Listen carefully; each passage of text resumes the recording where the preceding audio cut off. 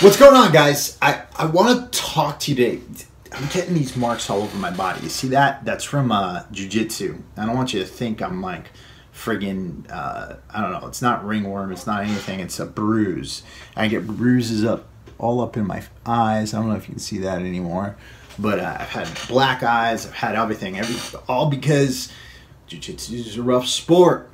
You fight every time you go into the class. You know, literally fighting. It's the only martial art I know that you're literally live fighting every time you go in. Not with strikes, of course, with grappling, but it's awesome. I fucking love it. It's so good. It's so good. Best thing I've ever done for myself, and humbling, but awesome. Anyways, let me get on to the subject of the day. The subject of the day is why I don't eat more than two times a day, probably at most. A lot of times I'm only eating one meal a day. And I've talked about this in the past. I talked about it in the context of Dr. Noonan Amin-Ra. I've talked about it in my own context, you know, starting probably 2-3 years ago. I started talking about how I was only eating one meal a day for quite a while. Sometimes now I eat 2 meals a day, but why do I do it, and why is it important? And a lot of people thought I was hating on Dr. Noonan Amin-Ra. I definitely wasn't hating on his methodology. I thought he was a little bit woo-woo in his approach, but to each his own. He's his own man, and you know, the dude looks great and he can perform like friggin' awesome. And a lot of people are like, well, there's no way he could do that, eating the amount of calories he's eating in a day. And, you know, a lot of internet trolls out there. They think that they know everything. For my purposes, my body started functioning a whole lot better when I started eating one meal a day. And I was a whole lot healthier. And there's a few different reasons why. The first reason is a reason that I discussed in a recent video that I did on intermittent fasting, and that's hormonal. Yeah, a lot of people are like, dude, you know, he's got to be on performance enhancements. And again, I have nothing against performance enhancements, but you also have to understand what's going to release optimal hormonal balance in your body, right? And there's a lot of things you can do outside of performance enhancements that can allow you to build muscle, that can allow you to secrete more testosterone. I'm not saying they're going to make you look like a lot of these YouTube superstars or any of the top 10 in the Olympia, or even the top, probably not even going to make you look like the top 300 bodybuilders in the world. You'll just be more muscular than you are now, pretty much, by increasing your natural levels of hormone production. But these things can make a big difference in your life, your training, and the way you feel. And by not eating, what you're not secreting is insulin and leptin. And I mentioned this during the intermittent fasting video. Insulin is antagonistic to growth hormone production. So when you're not secreting insulin as much, you're also optimizing your natural growth hormone production, right? And that's because whenever you're secreting insulin, you're not secreting growth hormone.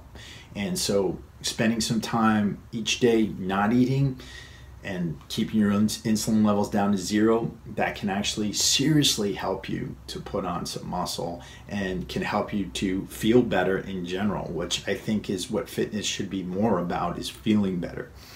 2, you're not secreting leptin, right? So leptin is high levels of leptin in the bloodstream are classically associated with low levels of DHEA and testosterone.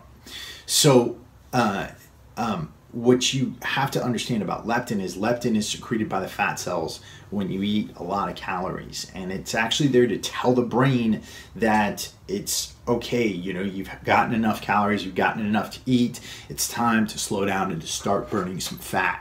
Right, so leptin plays a really important role. So I'm not saying that we should avoid leptin secretion. I'm not saying that we should avoid insulin secretion, because if you don't have insulin, then and if you don't respond to insulin, then you get sick and die. But we need to keep these things balanced, right? So if you have too much leptin in your bloodstream, then that's associated with lower levels of testosterone production. And again, not eating can help you to raise your levels of testosterone production, or testosterone, whatever. I can't talk anyways. You guys know what I'm talking about. If you've been watching me for a while, you know how I speak. So in addition to that, another reason why I don't like eating so much, and I don't like telling clients, especially fat loss clients, to eat a bunch of meals per day, is because, again, of insulin. Whenever you eat, if you're eating a bunch of protein or if you're eating a bunch of carbohydrates, your blood sugar goes up. Insulin comes in, it starts shuttling the blood sugar out of the bloodstream to be taken to different places, and your blood sugar starts to shoot down. Guess what happens when your blood sugar starts to shoot down? Well, you get hungry, and you get very hungry, right? To the point where you got to eat something. That's where people start to get hangry. So that's another reason why I don't like to eat often, because and I don't like my fat loss clients to eat that often, is because when they're eating often, they're secreting more insulin, and a lot of times that can make them hungry or hangry. And then I get these phone calls being like, Chris, what the fuck? I'm so fucking hungry right now. I need to eat something right now. All right. Sorry for cursing. I know a lot of you guys don't like that, but that's me.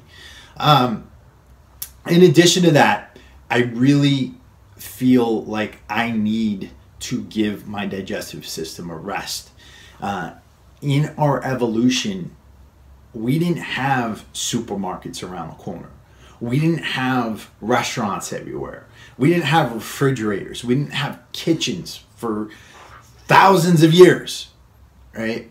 And so food was not, it was scarce at many times in our history, but it was also very, we didn't eat that often. We ate when we came by stuff.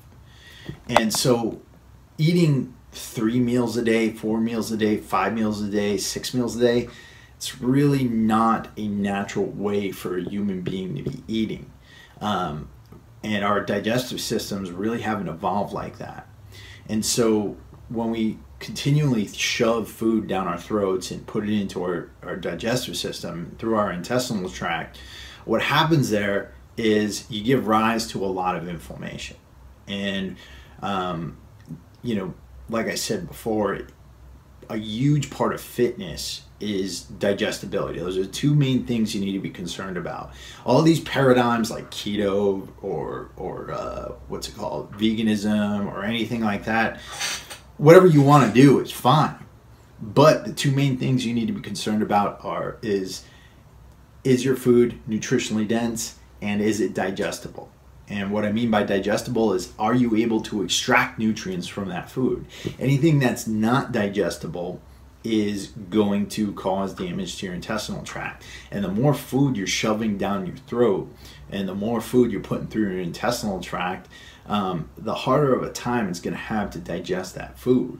So you really want to be giving your digestive system a rest. You want to be giving your intestinal tract a rest so that you're able to optimally digest the nutrition that you're putting into your body. And so, yeah, I mean, I can keep going with this, and I can give you all the anecdotal evidence in the world as to why I do it. But again, if you look at where fitness is going right now, more and more people are trying intermittent fasting. More and more people are not eating 3 meals a day. And more people are coming out and saying that this is a thing, right? And so, while of course if everybody jumped off the Brooklyn Bridge, you wouldn't want to jump too, but I'm saying that this is no longer something that can be considered a fad diet or a fad trend or anything like that. This is something that many people have tried, and it's tried and tested, I guess you could say. So what I would say to anybody who says that, somebody like Dr. Noonan or Amen-Ra must be on steroids, I'd say, school yourself up a bit. He might be. I don't know. I have no problem with it if he is.